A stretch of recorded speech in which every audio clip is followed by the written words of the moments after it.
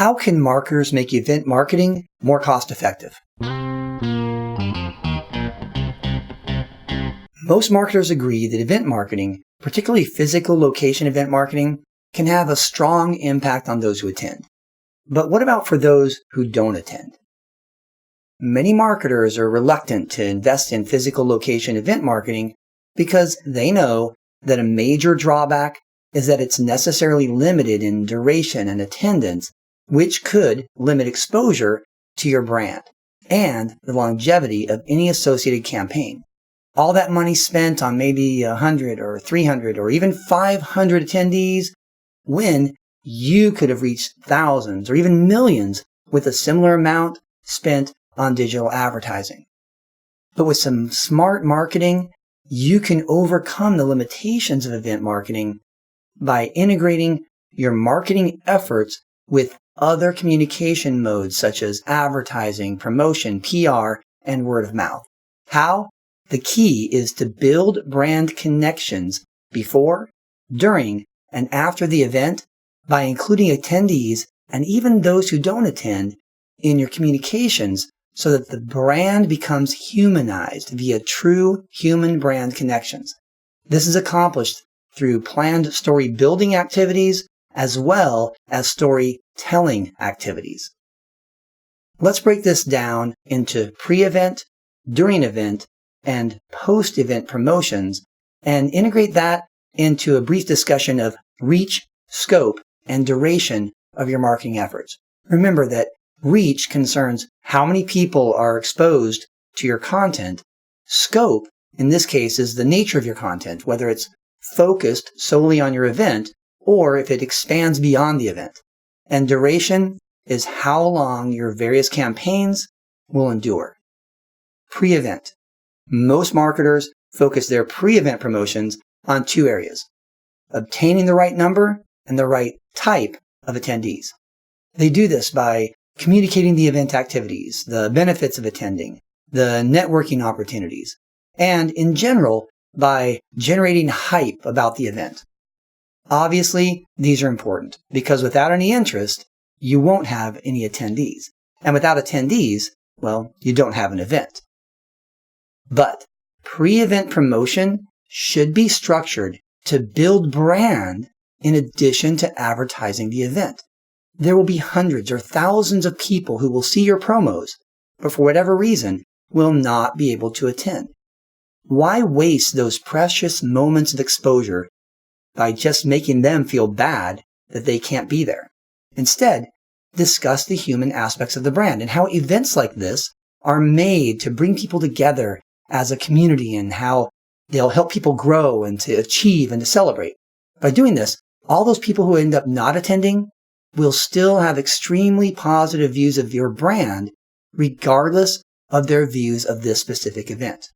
Also, in anticipation of the stories you'll collect during the event and tell afterwards, your pre-event promotions should hint at the types of stories that this event will produce and how people can be part of the storytelling experience if they attend or even if they only just follow the event on social media.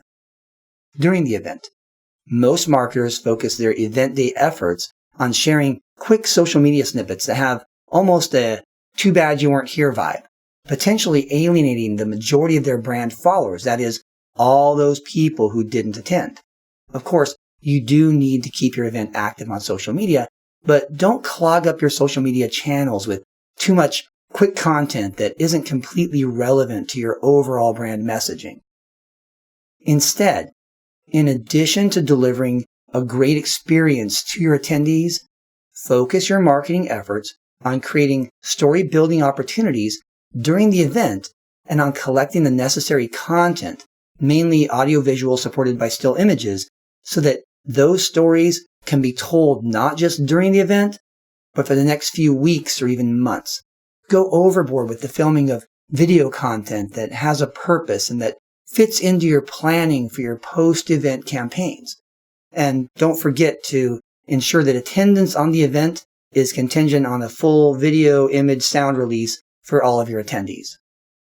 Post-event. Typically, marketers focus their post-event communications on thank yous, feedback requests like surveys, and the sharing of event images with the hope that someone will tag themselves after all the excitement is over. Not bad things to do, but a huge waste of all the opportunity that events provide for a brand. If, during the event, you accumulated your huge collection of still images and of audiovisual footage that was focused on the human brand connection stories that you want to tell for the next few months, now is when the real work begins. Focus on building stories that bring people together, that explain how they came to know and appreciate and desire your brand, that show the diversity of people and of thinking and of the why behind every committed brand advocate. Start releasing those stories as soon as possible with a plan to feature attendees and even some non-attendees, and find ways to humanize your brand through the event experience that was attended by individuals who can contribute to your brand community. Following these steps will turn your event into a true human brand experience, not just for the attendees, but for all members of your target audiences. You'll reach more people, you'll expand the scope of your messaging far beyond the event itself, and you'll extend the duration of your post-event campaigns from mere days or weeks into months or even an entire year until the next big event occurs.